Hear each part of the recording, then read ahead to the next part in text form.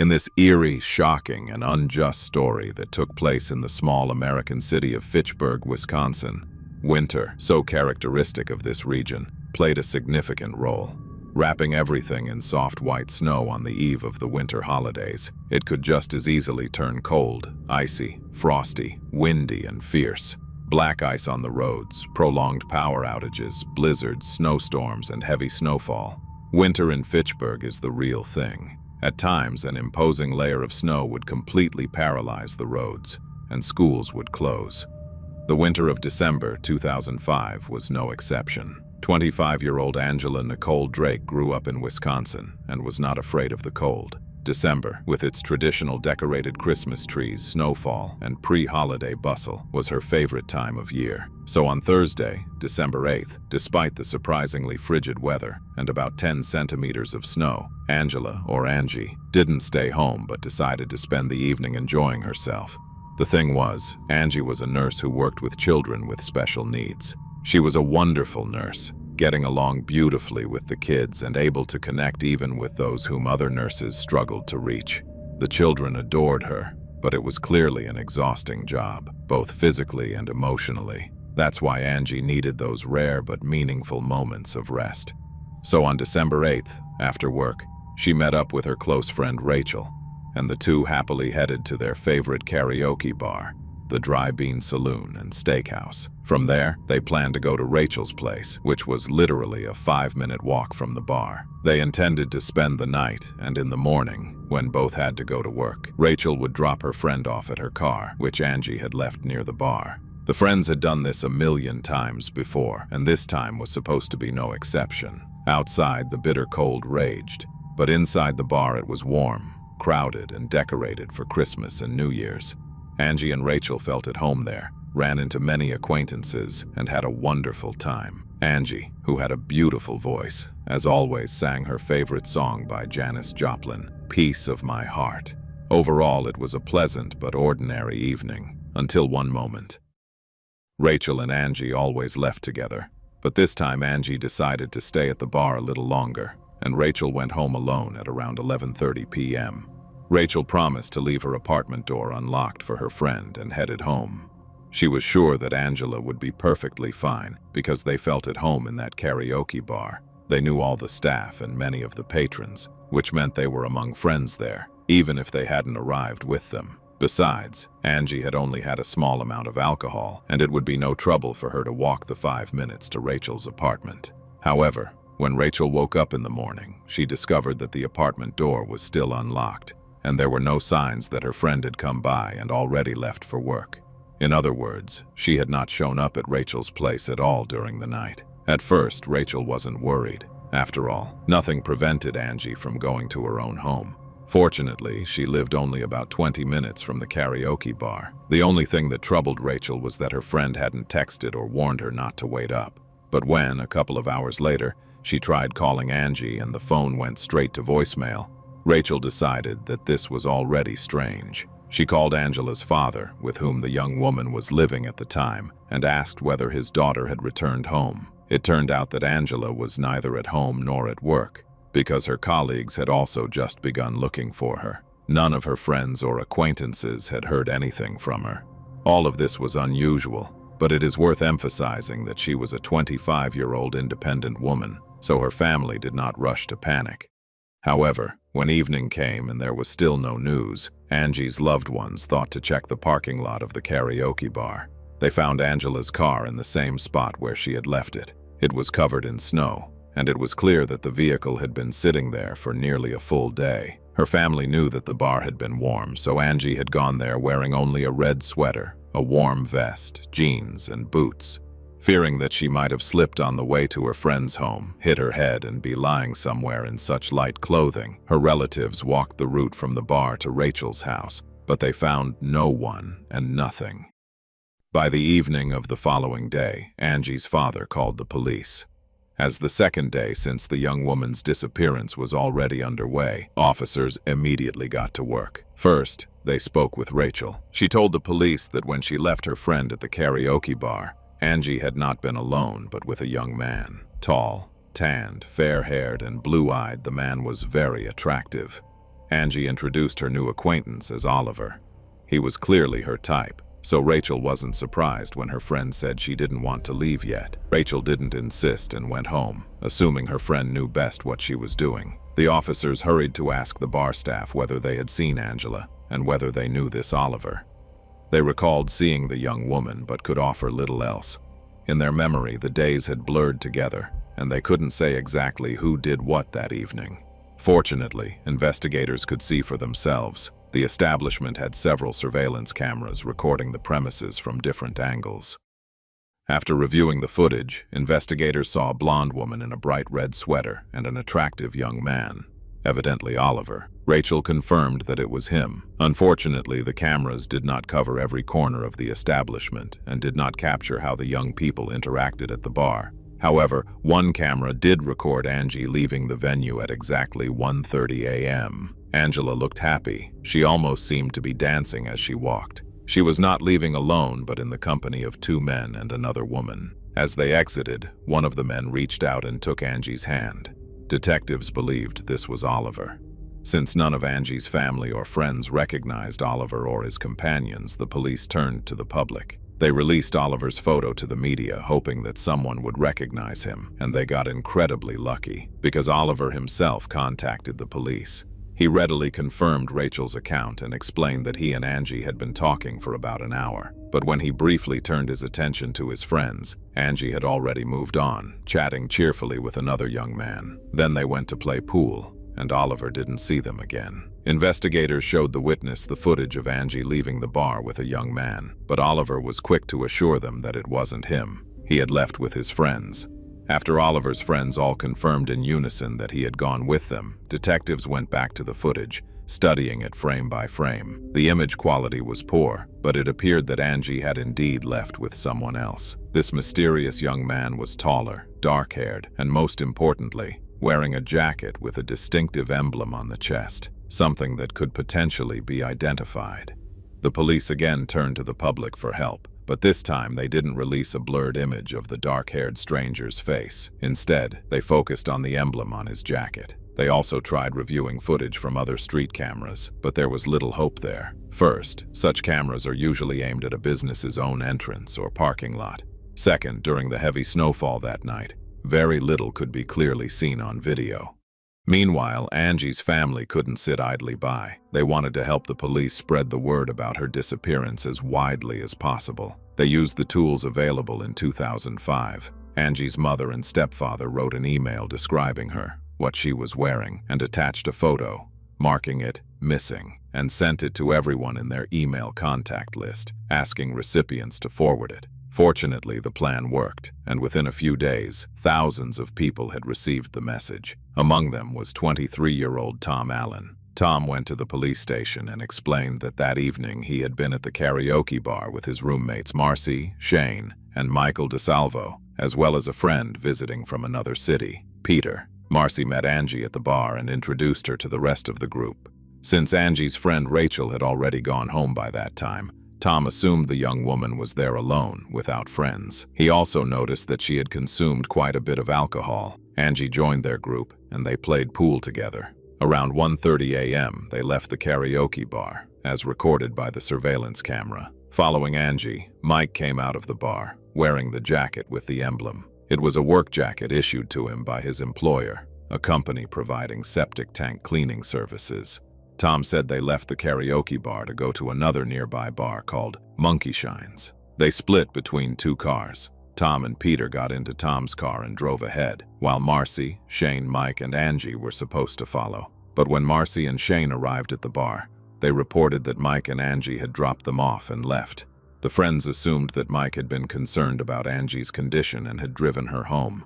Their surprise was great when they later discovered Angie in their apartment. She was lying on Mike's bed, apparently having fallen asleep from drinking too much. Mike was in the process of taking her boots off. Shane and Tom discussed whether they should intervene. The issue was that Mike had only recently moved in with them, and they didn't know him well enough to be sure he wouldn't take advantage of Angie's defenseless state. They didn't want to leave her alone behind a closed door. They considered knocking on Mike's door and offering to move Angie into one of their rooms, with one of the guys sleeping on the living room couch. Tom even remarked that if it had been his sister, he would have wanted someone to take care of her. Yet for some reason, Tom and Shane deliberated and did nothing. They went to sleep, and by around 9 a.m., Angie was no longer in the apartment. Mike briefly explained that he had driven her wherever she had asked to go. Later, the guys asked Mike whether he had been intimate with Angie. He told one of them yes, and the other no. This was odd, but the friends got caught up in their own lives and problems, and nobody thought about Angie again until Tom saw her photo in the forwarded email. The investigators quickly spoke with 24-year-old Michael DeSalvo. He readily confirmed that he had been at the karaoke bar that evening with his roommates. Angie had joined them and even wanted to go with them to another bar, but Mike decided it would be better for her to rest. According to him, she fell asleep in the car, and he carried her into his home. He put her to bed so she could recover and tell him where she wanted to be taken. She stayed at his house until 5 a.m. Mike had to wake her because he needed to go to work and also give her a ride home. Angie told him where to go, and he drove her to a private house about 15 minutes south of his apartment. He didn't wait for her to go inside. He just waved goodbye and left for work. He never saw or heard from her again, and they didn't exchange phone numbers. When investigators asked if he had had any sexual contact with Angie, he said he didn't remember. The investigators wanted to believe Mike, especially since his story matched what his roommates had told them, and Angie's home was indeed about 15 minutes south of his apartment. But if his account was true, something must have happened to Angie literally at her front door, which was hard to believe. Investigators also checked the backgrounds of all the young people who had interacted with Angie that night and found that only 24-year-old Mike DeSalvo had prior police encounters. He came from Minnesota, where he lived in a fairly upscale area, but in a very frugal household. Since he didn't have expensive possessions, cars, or vacations at the world's best resorts, his peers often mocked him. When he got tired of this, Mike fell in with a bad crowd and began doing reckless things, such as allegedly stealing a car from a dealership under the pretense of a test drive. He committed thefts and experimented with illicit substances. However, his offenses did not go beyond that, and he had never attacked women. Nevertheless, investigators obtained a search warrant for Mike's room, his work van, and his personal car. In the van, under the passenger seat, officers found Angie's phone. While this could potentially be explained without malicious intent, the next discoveries were far harder to justify. In the trunk of his personal car, they found a bag containing Angie's boots, underwear, jeans, and belt. So what does that mean? Had he been driving her around in the cold while she was barely dressed? Or had she changed into his clothes for some reason? That scenario wasn't entirely impossible. If Angie had felt ill, vomited, and soiled her own clothes, she might have needed to change. But what compelled Mike to burn her identification? Yes, exactly. The police found a charred ID in a trash bag near his house, and there was soot on his shoes, suggesting he had recently been near a fire. The detectives decided they had to prepare for the worst and begin searching for Angie's body. Since Mike had only a few hours before his roommates woke up, he wouldn't have had time to bury her, especially in such cold, damp weather when the ground at the surface was as hard as stone. He could only have hidden the body somewhere, under a bridge, in a roadside ditch, or a similar spot. Officers divided the city into sections and began systematically searching each one. They deployed helicopters hoping that Angie's red sweater would be visible from the air. They combed wooded areas, nature trails, and lakes, but the entire city was blanketed in snow, making the task significantly more difficult. On December 22nd, around noon, while one of the officers was surveying the area between Mike's house and Angie's home, he noticed a small, inconspicuous bridge. It spanned a steel tunnel through which, in warmer months, a tiny stream ran. Guardrails had been installed on both sides of the road to prevent anyone from accidentally slipping down. The officer looked over one side of the guardrail and saw nothing. He glanced at the other side, still saw nothing, but decided to go down anyway. Later, he admitted that as he approached, he already had a premonition that he would find Angie, as if something was pushing him to search there. On one side of the tunnel, he saw nothing. The cold was biting, but he couldn't leave without checking the other side. There, he leaned over, shone his flashlight, and noticed a strand of light-colored hair. Even before official identification, It was clear to everyone that the body belonged to Angela Nicole Drake. She was dressed only in a red sweater and socks. Nearby lay the warm vest she had worn the day she disappeared. There were no obvious wounds or injuries. It appeared as though she had fallen asleep, seeking shelter from the cold in the tunnel. Leaves clung to her body, and beneath her, the snow had melted. She was lying face down, her arms pressed to her torso, fists clenched, and dirt in her hands. The medical examiner who arrived at the scene could tell even without an autopsy that she had been holding her hands to her chest to keep warm, suffering from the cold. This meant that she had been alive while lying in that icy tunnel. The autopsy confirmed the preliminary findings of the medical examiner. Angie had been left in the tunnel, where she died in agony from the cold. The pathologist also determined that she had engaged in sexual contact before her death. However, there was one detail he could not state with complete certainty. He found signs of asphyxiation but could not definitively say what caused it. Either a pillow had been placed over her face in an attempt to suffocate her, or she had vomited and inhaled the contents, obstructing her airway. The latter theory was supported by blood traces on the mattress in Mike DeSalvo's room and evidence of aspiration in her lungs. Aspiration occurs when food or liquid enters the respiratory tract instead of the esophagus. In other words, it was possible that no one intentionally tried to suffocate her, and the asphyxiation happened accidentally. But in any case, asphyxiation was not the cause of death. Angie died from hypothermia, extreme cold, because she was left nearly naked in a tunnel at -15 degrees Celsius. Whoever left her there alone, unclothed and intoxicated, had condemned her to almost certain death. The detectives hypothesized that the events of that night unfolded as follows. Mike brought Angie to his home and carried her inside. She had obviously consumed too much alcohol to give meaningful consent, and he took advantage of her vulnerable state. From there, two scenarios were possible. Either she regained consciousness, tried to resist, and threatened to call the police, forcing Mike to act, perhaps attempting to suffocate her by placing a pillow over her face, or she became sick and vomited, making it impossible for her to breathe, and Mike assumed she had died. In either case, he placed her in his car and drove her to the tunnel, leaving her there, believing she was lifeless. Angie regained consciousness in that terrifying dark tunnel. In -15-degree temperatures, nearly unclothed, she froze rapidly. Hypothermia prevented her from standing, moving onto the road, or attracting attention. All she could do was press her arms against her body, trying to preserve the little warmth she had left. She was alone, terrified, aware that she was dying, but utterly powerless. She died in excruciating agony. How could a normal evening at a karaoke bar turn into something so unimaginably horrific? And yet, Angie had loved the winters in her native Wisconsin so much. But it wasn't only winter that killed her. The weight of guilt rested on the person she had met that evening. However, proving it in court would not be easy. Although Mike DeSalvo was initially charged with first-degree murder, the prosecution had to prove not only that his actions led to Angie's death, but also that he had intended to kill her, and that was much harder.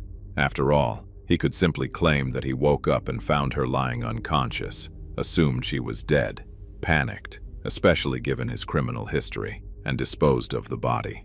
The prosecution had heard that story 1,000 times and knew their chances of winning were slim.